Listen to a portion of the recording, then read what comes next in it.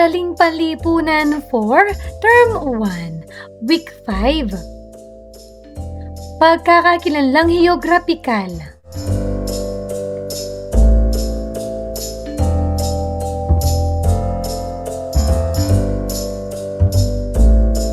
Matatag curriculum, bansang makabata, batang makabansa, with me, Teacher KMT.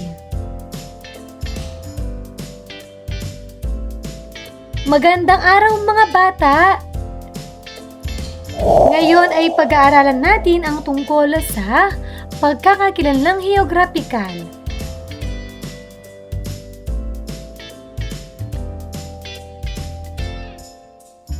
Mga layunin.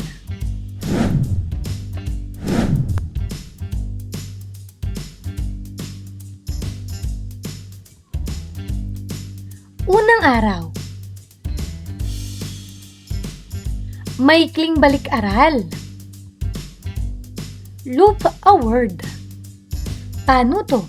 Bilugan sa loob ng kahon ang salitang tinutukoy sa bawat bilang.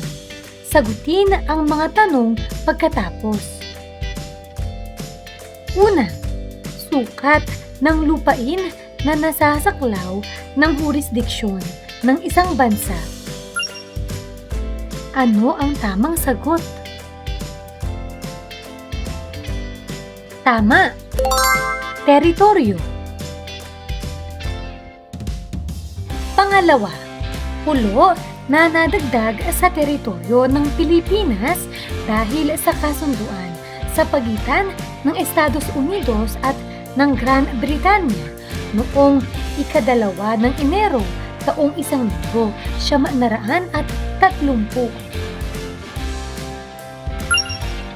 Ano ang tamang sagot?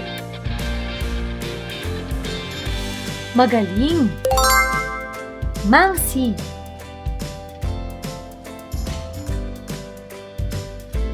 Pangatlo, artikulo sa Saligang Batas ng Pilipinas kung saan matatagpuan ang tungkulin ng bawat Pilipinong pangalagaan at ipagtanggol ang bansa.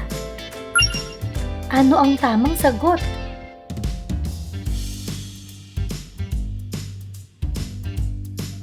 Magaling! 2.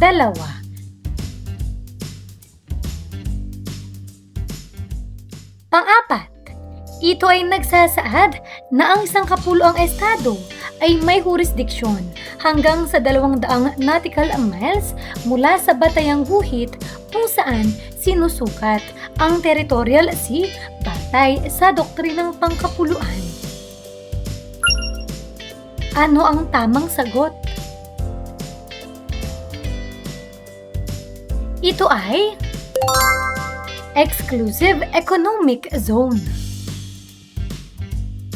Panglima, doktrinang pinagtibay noong 1982 kung saan ipinahayag ang jurisdiksyong teritorial ng mga estado sa kani-kanilang mga karagatan, kabilang na ang mga katubigang nakapaligid sa bansa, kalapagang insular, mga puok submarina na kinalalatagan ng archipelago.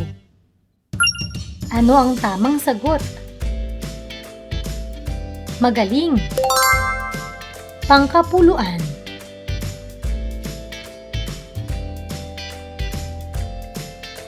Mga gabay na tanong. Una, ano-ano ang mga nabuong salita? Ang mga nabuong salita ay teritoryo, mangsi, 2, exclusive economic zone at pangkapuluan. Pangalawa, may kaugnayan ba ang mga nabuong salita sa susunod na paksang tatalakayin?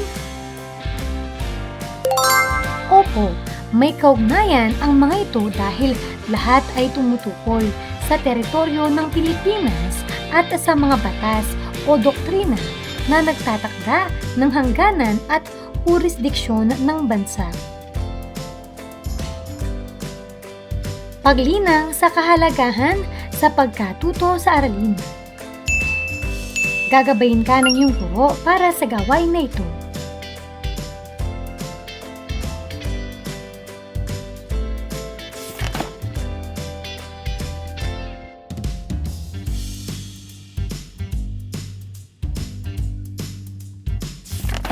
Narito ang mga halimbawang sagot.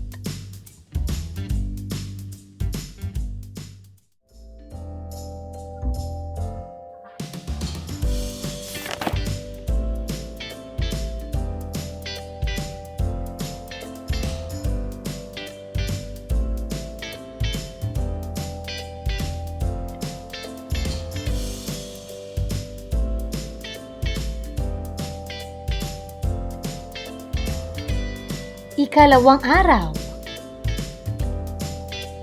Paghawan ng bokabularyo sa nilalaman ng aralin.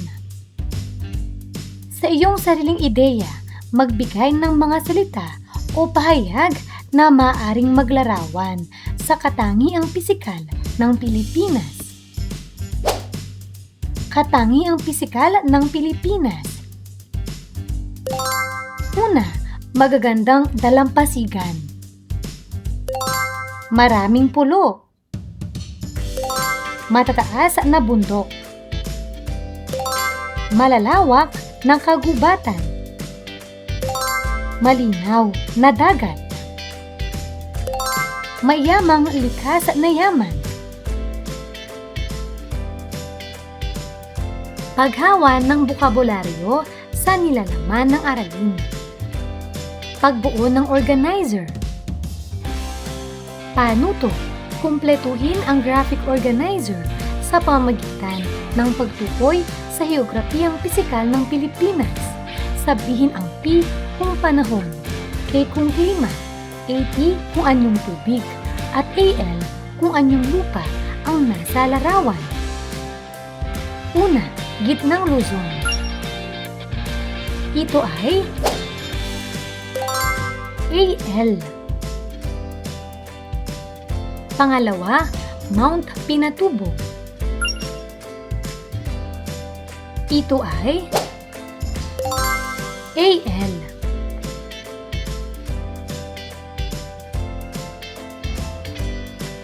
Pangatlo, Hulugan Falls. Ito ay AT. Pang-apat, Banawe Rice Terraces. Ito ay AL. Panglima, Lake Cebu. Ito ay AT. Pang-anim, Maaraw. Ito ay P. Pang-pito, Sagada. Ito ay AL. Pang-walo, Big Lagoon, El Nido, Palawan. Ito ay AT.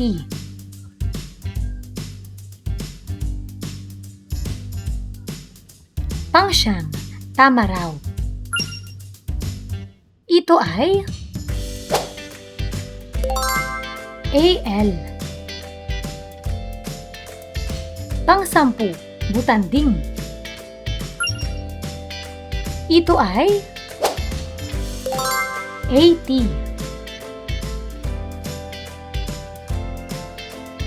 Ikatlong araw.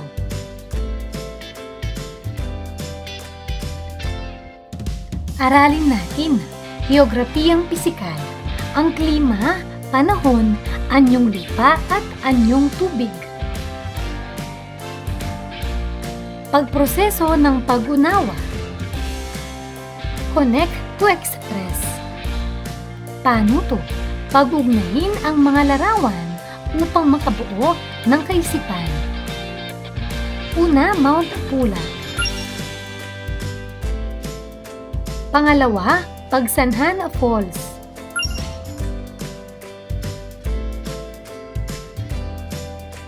Pangatlo, Chocolate Hills. Pang-apat, Tubataha Reef.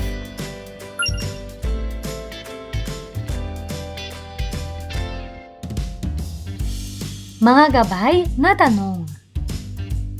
Una, Ano-ano ang mga lugar na nasa larawan? Pangalawa, nakarating ka na ba sa mga lugar na ito? Ikwento ang iyong karanasan. Pangatlo, matutukoy mo ba kung anong uri ng heograpiyang pisikal ang nasa larawan? Heograpiyang pisikal. Ito ay pag-aaral ng kalikasan ng mundo. Una, klima. Ito ang karaniwang lagay ng panahon sa isang lugar sa mahabang panahon. Halimbawa, mainit o malamig na bansa. Pangalawa, panahon. Ito ang araw-araw na lagay ng hangin, ulan at init. Halimbawa, umuulan o maaraw ngayon. Pangatlo, anyong lupa. Mga bahagi ng lupa tulad ng bundok, kapatagan at burol. Pang-apat, anyong tubig. Mga bahagi na may tubig tulad ng dagat, ilog at lawa.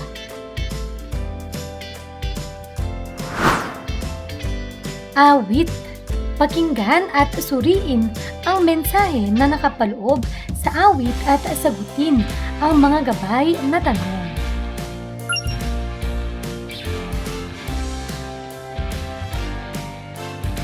Mga gabay na tanong. Una, ano ang mensahe na nais ipaunawa ng awit? Ang mensahe ng awit ay hikayatin ang mga Pilipino na pahalagahan, ipagmalaki at tuklasin ang kagandahan ng kalikasan at mga lugar sa Pilipinas.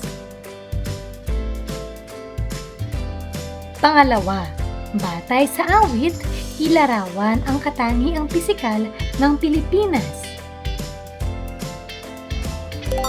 Inilalarawan sa awit ang Pilipinas bilang isang bansang may magagandang bundok, dagat, ilog, talon at iba pang likas na yaman na nagpapakita ng kagandahan ng kalikasan ng bansa.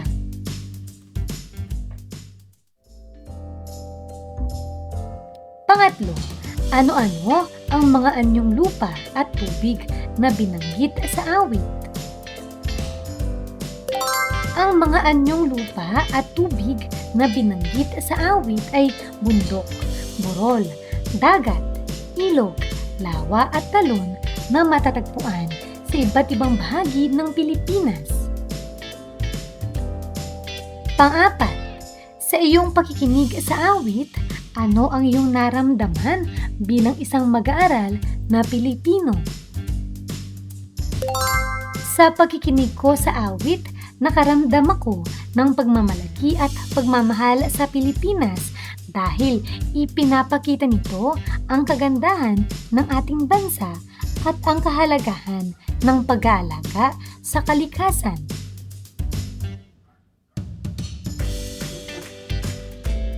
Ika-4 na araw. Pinatnubay ang pagsasanay.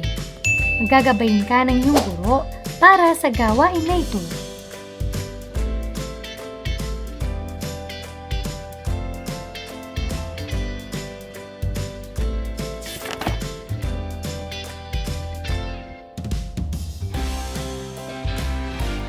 Paglalapat at pag-uugnay. I am ready. Paano to? Sabihin kung ano ang dapat gawin sa mga sumusunod na sitwasyon. Una, naninirahan ka sa paanan ng Mount Mayon, isang kilalang aktibong bulkan sa bansa. Kung ako ay naninirahan sa paanan ng Mount Mayon, dapat akong sumunod sa mga babala ng pamahalaan, maghanda sa posibleng paglikas at laging makinig sa mga anunsyo tungkol sa kaligtasan.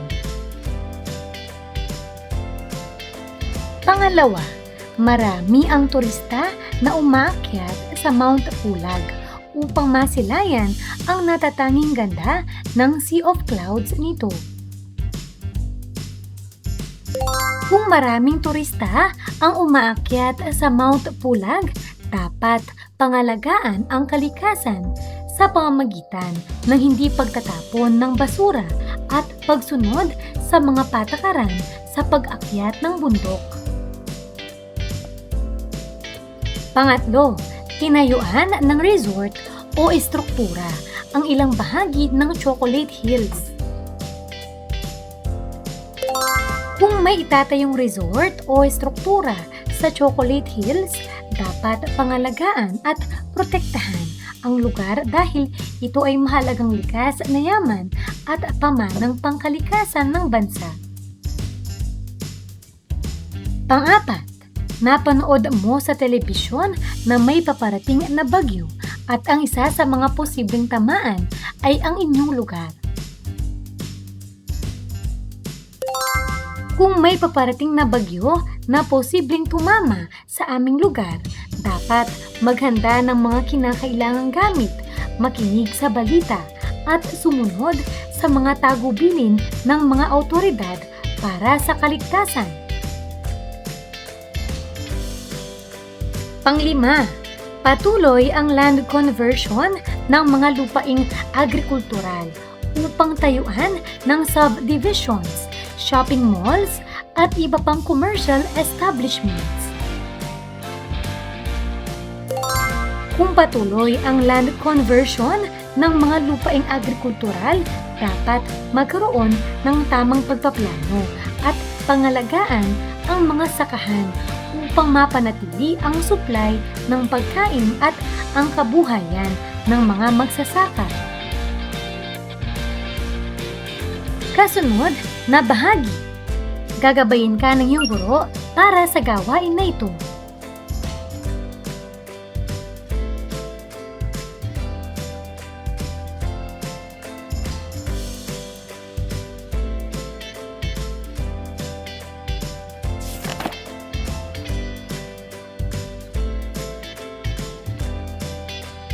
Pabaong pagkatuto.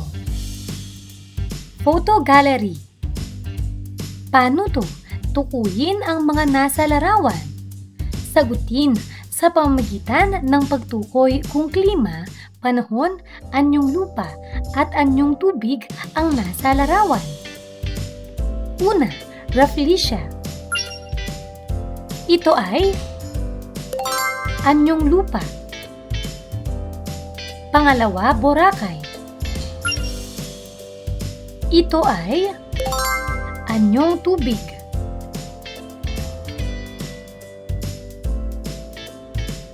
Pangatlo, mainit. Ito ay klima. Pang-apat, surfing wave. Ito ay anyong tubig. Panglima, durian. Ito ay anyong lupa. Pang-anim, isda. Ito ay anyong tubig.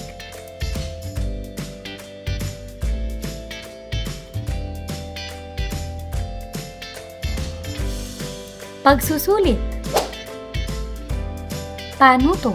Ilarawan ang mga sumusunod na heograpiyang pisikal ng Pilipinas.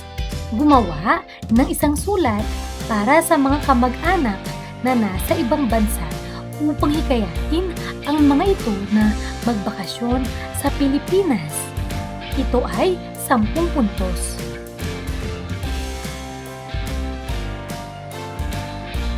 Nagawa niyo ba ito? Mahusay kung ganon!